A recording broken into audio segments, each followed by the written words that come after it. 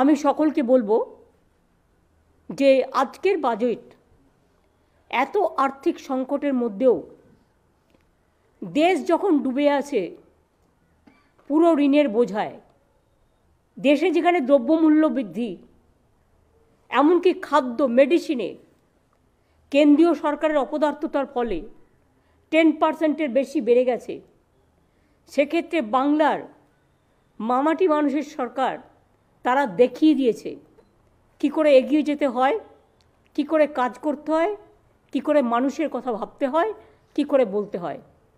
আজকের বাজেটে একেবারে লক্ষ্মীর ভাণ্ডার থেকে শুরু করে আমার ঘরের মা বোনেরা, সমগ্র কমিউনিটি যারা 500 টাকা করে পেতেন, প্রত্যেকেরাই যারা 500 টাকা পেতেন, 1 এপ্রিল থেকে তাদের 500 টাকা বেড়ে যাচ্ছে, তারা 1000 টাকা করে সকলে পাবেন।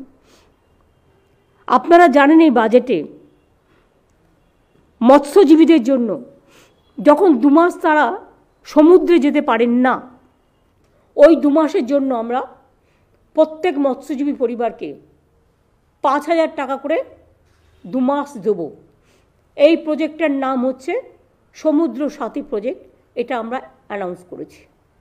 আমরা গর্বিত যে লক্ষ্মীর ভাণ্ডার ইতিমধ্যেই 2,11,00,000 মহিলারা এই লক্ষ্মীর ভাণ্ডারে উপকৃত হয়েছেন।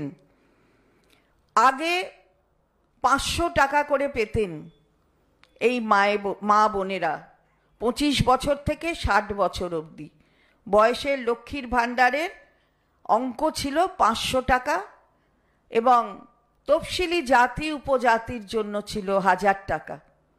আজকে মাননীয় মুখ্যমন্ত্রী তার দৃষ্টিপাতে এই বাজেটে এই অঙ্ক বাড়িয়ে দেওয়া হয়েছে এবং 500 থেকে প্রত্যেকটি মহিলা, সাধারণ মহিলা তারা 1000 টাকা করে পাবেন এবং তফসিলি জাতি উপজাতি 1200 টাকা করে পাবেন। এর জন্যে বাজেটে আমরা 12,000 কোটি টাকা বরাদ্দ রেখেছি। আমরা 2,11,00,000 মা বোনেদের ডিবিটি অর্থাৎ ডাইরেক্ট বেনিফিট ট্রান্সফারের মাধ্যমে লক্ষ্মীর ভাণ্ডার প্রকল্পে আর্থিক সহায়তা দিচ্ছি।